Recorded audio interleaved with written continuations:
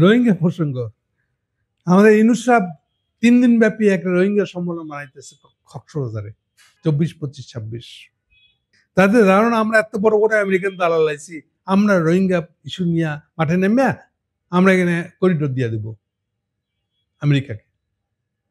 ফলে আরাকান আর্মিকে আমরা শক্তিশালী করব, ফলে বার্মার সাথে একটা ভালো যুদ্ধ, একটা ভালো অংশ আমেরিকানরা পেয়ে যাবে, কিংবা আরাকান অংশ বোধহয় বাংলাদেশের সঙ্গে জুড়ে দিবে।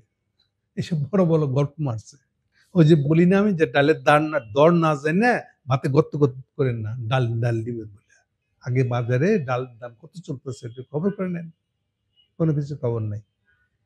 তাদের ধারণা হলো তাদের বলতে সে আর খলিল সাহেবের ধারণা হলো যে আমরা এলাম আমেরিকানদের জেনুইন দালাল, আমরা চাইছি আর বাংলাদেশকে আমেরিকাতে তুলতে পারবো। এটা হলো, এটা অবশ্যই হবে।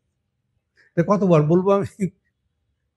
এখন কি হয়েছে, এরপরও না, রোহিঙ্গা বেশি সলভ করে যাবেন আসলে।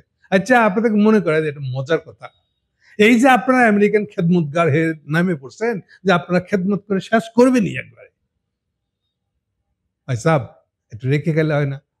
হ্যাঁ, রোহিঙ্গা কবে থেকে শুরু হয়েছে? রোহিঙ্গা ইস্যু 2017 সাল, এবারকার। এই যে 10 লাখ প্লাস, এর মধ্যে 11-12, কেউ বলে 13 হয়ে গেছে, হোয়াটএভার।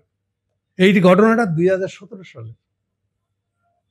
এখন আসেন, এই 2017 সালে আমেরিকানরা যখন রোহিঙ্গা ঢুকছিল বাংলাদেশে, তখন আমেরিকানদের পজিশন কি ছিল জানেন? খবর নিছেন? আমেরিকান দালাল হয়ে আসছেন, এখন বিরাট দালাল হিসেবে ভূমিকা রাখতে চাইতেছেন, রোহিঙ্গা সম্মেলন করতেছেন। হ্যাঁ, আমেরিকান কোলে বৈশা। আমেরিকানরা তখন এটাকে হাততালি দিচ্ছিল, ভালো হয়েছে, আমরা বার্মিজ গভর্নমেন্টের পক্ষে, তাদের রোহিঙ্গা খেদানোটা ঠিক আছে। কি গল্প দিছিল? আরসা ARSA, এই যে আরসা মার্কেটটা গল্প দিছিল।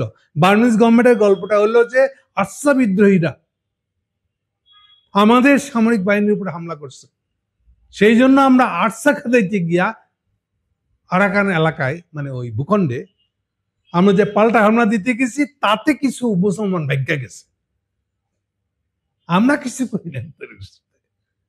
আচ্ছা, তখন আরসাটা কারা? এইবার আর খোঁজ পাওয়া যায় না। এখন খোদ বার্মার পজিশন কি? বার্মার পজিশন হলো যে আরসা বলে কিছু না, এটাও গায়েব করে দিছি। আর বাংলাদেশে কক্সবাজারে আরসা কারা? আরসা কেয়ার না, আমেরিকানদের একটা আরসা আছে, মানে হোল ওয়েস্টের সবগুলা যাদের যাদের ইন্টারেস্ট আছে, কক্সবাজারের অফিস আছে, সবার একটা করে আরসা আছে, বাংলাদেশ সেক্টর। এই হচ্ছে আরসা। তাহলে কথা ভুলে যান না যে সেই সময় বার্মিজদেরকে চুষে খাবেন, বার্মিয়ার মাটি কখনো কলোনিরা যায় নাই, সেই জন্য আপনারা বার্মিজ গভর্নমেন্টের সঙ্গে আঁতাত করেছিলেন। এই আঁতাতটা করে দিয়েছিলেন ইন্ডিয়ানরা 2010 সাল থেকে। এগুলো ইতিহাস না জেনে বার্মিজদের উপরে ঝাঁপাই পড়েন না, আর রোহিঙ্গা ইস্যু মারায়েন না, এগুলো আমরা বুঝি আসলে।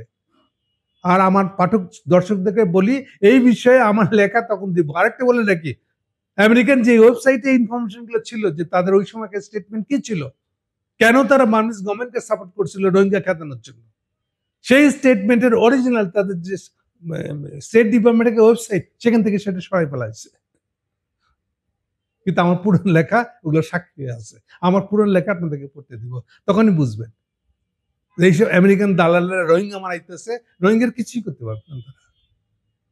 আর শেষ কথা খালি এটা বলে রাখি, ওয়াকার সাহেব ফিরে আসতেছে চাইনিজ থেকে, আজকে ওদের ফিরে আসবে, নাহলে কালকে আসবে। আসার পরে ওনাকে চাইনিজরা কি বলছে রোহিঙ্গা নিয়ে, ওটা একটু শুনে নিবেন ইউনূস সাহেব।